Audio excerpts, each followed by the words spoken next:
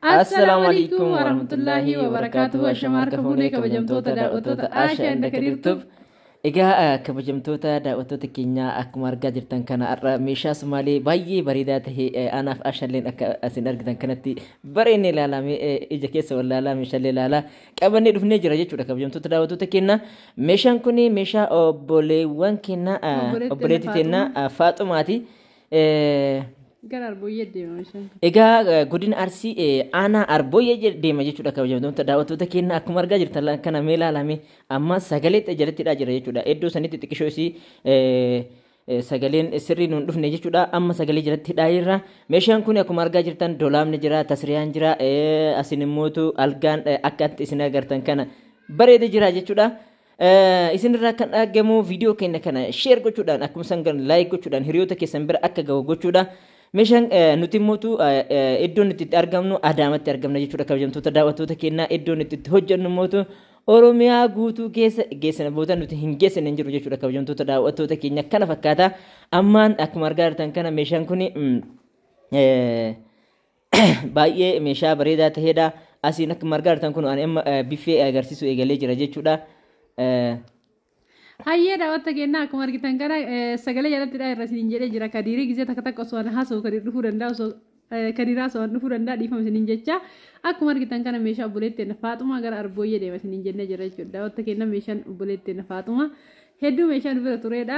Egaa kabajamtoota daawwattoota keenya sagalee walirraa fuudhaa akkuma istiidiyoo yoo seenan namni tokko tokko argitaniirtu miidiyaa tokko tokko keessa seentan yoo nam tokko irraa fuudhaa kana wajjin ani mootu amma sagalee irraa fuudhee akkuma argaa jirtan kana meeshaa qulqulluu ta'uu isaatii fi meeshaa kana mootu jalqabarraa haga dhumaatti akkuma ajaja fuuneen ammallee mootu meeshaalee dhiyeessinee ammallee deebisnee mootu ofii keenya ogeessa keenyaan hojjisiifnee akka haga sadarkaa kanatti bareedee bahutti bu'aa cihii baay'ee keessa dabreeti akka itti ijaan nama bareeduuf durasatti hojii barbaada jechuudha hojjetamuuf immootu itti gaafatamummaa fudhatu barbaada akkuma amaanaa isinirraa fuunee isinii hojjetu eegalleen akka isin agartan kana haala kanaan isinii hojjennee jirra sagalee yeroo ammaa kana isin dhageessisaa jirru kun immootu egaa dhageeffadhaa jechuudha sagaleen isii kun akkana jetti. Maashaallah galatoomi inshaallah galatoomi harka kan kifayyaa argatu siin jedha qaalii maashaallah tabaaraka rahmaan wallahi iddoo takkanaaf galatoomi jiraadhu siin jedha wallahi namni amantiidhaan waan kana ofirratti fuudhee nama dalagee narraa fayyadu jedhee nama kadhachuun waan guddaadha tokko tokko kachiin badu siin dhabamu wallahi akkas naan jedhaa ture anchee yoo baddee naan jedhaa ture. Abshir jedhee tumaani majallis inshaallah galatoomi wallahi iddoo takkanaaf galatoomi siin jedha qaalii inshaallah. Hayyee egaa kabajamtoota daawwattoota keenya akkuma argaa jirtan kanatti achiinuu osoo badde jedhamee maal jedhamee wallahi waan baay'ee ulfaataadha. Hayyee daawwatta keenya akkuma dhageettan kana obboleettiin Faaxumaa meeshaa kana hunda ajajjee birrii kana hunda itti kennite osoo achiin baddee hoonaan jechaa turan jette achiin baduu miti nuti warra meeshaa isaan nu biratti gatanii badanuyyuu nu cannaqaa jira jechuudha daawwatta keenya rabbii nama amaanaa keessan hunda bakkaan qabnu haa taasisu isinillee immoo dhuftanii wanta gaarii bitattanii akka irraa fayyadamtan abdii qabna dhugaadha namni illee kashakkuuf ni jira namni akkasillee hin jiru jechuu miti biyya keessa garuu immoo rabbiin keessan namantaan irraa isinii haa qabu isiniin jenna du'aa isinii goona isinillee rabbi kadhadhaa du'aa godhadhaa wanta keessan gizee qabeenya keessan baaftan eessatti baasaaraa eenyutti kennaaraa namni kun agama amaanaa nama bakkaan gaa waan jedhu itti yaaduun isinirraa eeggama jechuudha daawwatta keenya kanaa jecha warri biyya jirullee maa shakkenne isaanirra hin gallu. Waanuma yeroo ammaa kana jiru waan beekaniif isiniin jedha daawwatta keenya akkuma argitan kana dolaaba isin agarsiisaa jira. Share like subscribe gochuudhaan nu jajjabeessuun hin irraanfatin dolaabni kun dolaaba Sumaaleetiin beeytanii akka isin argitan kana footoo isin ergite fakkeessinee bareechinee hojjennee fi jirra. Gatiin dolaaba kanaa qarshii 70 yeroo ammaatitti asitti immoo tasriyaatu jira tasriyaa akkuma argitan kana kun baartishiin yaala kanaan masaaba keessatti goonee fi jirra. Asillee masaaban isaa akkuma argitan kana shaatariidha xiqqoo awwaara alatti gadi baafne waan ta'eef awwaara itti tatta'ee jira. Dhiifama isiniin jenna irraa walawwallee asitti illee akkuma argitan kana balbala qaba balbali isaa argitan kanan geettan keessallee duuballee keessallee qalamii dibamee fi jira jechuudha daawwatta keenya gatiin tasriyaa tanaa yeroo ammaa kanatti qarshii 30 hin daballe meeshaan Sumaalee dizaayinii isaa irratti hundaa'a yoo dizaayinii isaa hedduu itti baay'ate gatiin isaa dabaluu danda'a yoo dizaayinii isaa irraa qannasee wanta tokko tokko qannase immoo gatiin isaa akkasuma qannasuu danda'a jechuudha asitti immoo akkuma argitan kana algaadha algaan masaabaa lama qabanii beeytanii ampuulii qaba ampuulii yeroo aduu irra ta'u kalariin isaa homaa hin beekamu jechuudha. Garuu mootu asitti akkuma argitan kana kalarii hedduu jijjiiraa bakkee sokkeetti chaarjera qaba ampuuliin kun kalarii isaa garagara ta'uu danda'a garuu mootu hedduu ampuulii kwaaltii ta'e meeshaa kanarratti galchina maaliif meeshaan kun meeshaa hedduu kwaaltiidha waan ta'eef jechuudha wanta kenna akkuma argitan kanallee masaaba habbaa sadii qaba as keessa waan barbaadan kaa'uu dandeettan masaabaan kun masaaba xiqqishoolee osoo hin taane masaaba guddaadha waan barbaadan fooxaa wanta barbaadan dadachaastanii keessa kaa'achuu dandeettanii gubbarrallee akkuma argitan kana iddoo qayyara uffata jijjiirra algaa ittiin kaa'attan qaba.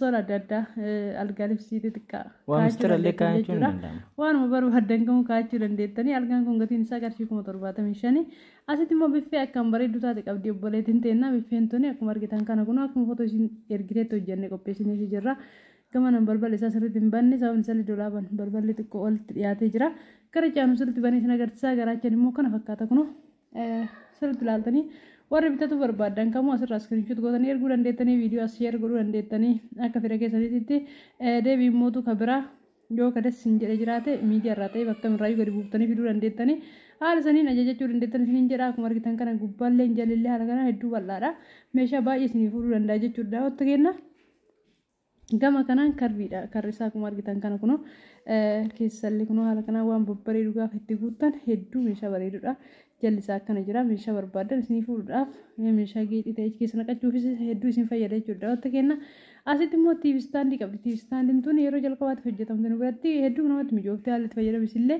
garaachaan kallattiin girgiddaratti fannisuu dandeettan tiivi istaandii keessan girgiddaratti dhagaa gootanii fannisuu dandeettan irra kaa'uu dandeettan tiivi inchii 43 fi sanii olillee qabatuu danda'a jechuudha. Gisa TV inchi 43 jettanii isin ajajjan akkuma 43 bichaa teessutti osoo hin taane xiqqoo akka irraa taarrafutti hojjanna jechuudha. Maaliif cinqee qabuu hin qabu jechuudha. Tirfii ta'uu qaba bootan. Akkuma argitan kana balbaloota hedduu gara jalaatii qaba. TV istaandiin hedduu ababaa fi hedduu adda adda qaba. Kaameraawwan keenya bira taree jira. Asitti majliisatu jira. Majliisa akkaan kwaaltii ta'e majliisa bareedaa. Isa isin agarsiifne jechuudha. Obboleettiin teennaa viidiyoo sheer nutti goote akkasumatti fireemii gara jalaatiin qabu iyyuu keessin ergite fireemii gara jalaatillee hin barbaachisa waan ta'eef itti zoorsinee haala kanaan hojjannee fi jirra. Beebii tiraasin isaa wanti isaa hundi isaa hedduu meeshaa kwaaltiidha. Daawwatta keenya akkuma argitan kana xarabbeessan isaallee geexiitti godhamee fi jira. Keessin ergite geexiin qabu garuu mootu waan tokko ka walirraa deemu ta'uu qaba meeshaan tokko gisee hojjetamu. Akkatti fakkeessinee hojjannee fi jira daawwatta keenya ammaan kadir itti fufaa jechuudha daawwatta keenya. Egaa kabajamtoota daawwattoota keenya amma akkuma argitan kana gati majlisii kanallee Aishaan isinitti itti nimne. Egaa majlisiin kun ol ka'iinsi isaa abbaa 30 jechaadha. Abbaa 30 yoo ta'e abbaa 40 yoo ta'e abbaan mootu akkuma san garaagarummaatti kinnasii isaatii fi garaagarummaa akkaataa hojmaataa fi diizaayinii isaatii wal qabatee gatiin isaa garaagarummaa qaba. Kaariin takkattiin yeroo ammaa kana qarshii 17,500 yeroo itti hojjetamu mootu qarshii 16,500 toora san ture jechuudha. Qabdii fuunee yeroo baay'ee meeshaa yoo nu bira turu kanuma ittiin fuune saniin yeroo isaan dhufanitti deebinee keessummeessinaa jechuudha. Kanaaf kanallee beektanii inullee waan adda nu godhu keessaa kana ta'uu isaa hubattanii akka dhuftaniin barbaada. Inni biraan mootu Aashuun akkuma argaa jirtan kana kun doolaaba adii kanallee maatii isaaniitiif ajajanii jiru jechuudha. Itti dabalanii eega meeshaa kana geessiniin booda kanallee nu ajajan jechuudha. Kanallee haala kanaan hojjannee fi jirra jechuudha kabajamtoota daawwattoota keenya. Meeshaan nuti irraa hojjannu kun meeshaa tokkoffaa ta'uu isaa yeroo baay'ee mirkaneessinaa isiniif hima jirra jechuudha. Haa ta'uti garuu odoo meeshaa kana tokkoffaa ta'uu lammaffaa ta'uu isaa irraa hin beekin namoonni tokko namoonni koomentii godhan jiru isaan akkuma yaada isaaniitti fi akkuma ilaalcha isaanii akkuma dandeettii isaaniitti irraa fudhanna jechuudha. Kanaaf Aashaan akkuma keessa deemtee akka isin argitan kana amaanaa isinirraa fuutee anillee isinirraa fuudhee wajjin taanee waliigalleetiin haala kanaan meeshaa keessan isinii hojjechaa jira jechuudha. Ammallee isiniif hojjannee geessuun keenya akkuma itti fufetti jira jechuudha.